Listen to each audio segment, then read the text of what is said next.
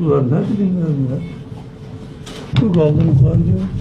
Kəşfiyyat, psixologiya, Hani keşfiyat yazmışlar. Azerbaycan dilinde keşfiyat. kəşfiyyatı düzdür. Ben soruşuram niye keşfiyat yazmamışlar? Ha?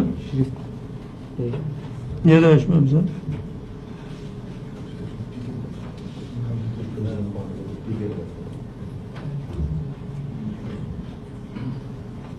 Taktika.